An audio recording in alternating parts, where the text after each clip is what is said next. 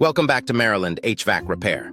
Today we're looking at how often air should be exchanged in different types of buildings, based on ASHRAE guidelines.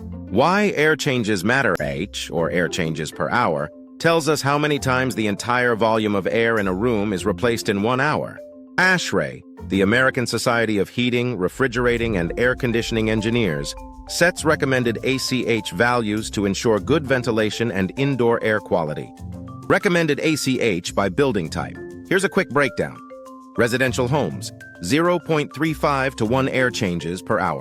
Retail stores, 2 to 3 ACH. Schools, 5 to 6 ACH. Restaurants, 6 to 8 ACH. ASHRAE also says, in homes you should have at least 0.35 ACH, but not less than 15 CFM per person for proper ventilation. This ensures that even small homes get enough fresh air, especially in sealed or energy-efficient buildings. Final recap. Use ACH to size your system and meet building codes. Residential range, 0.35. 1. ACH commercial spaces often need much higher rates.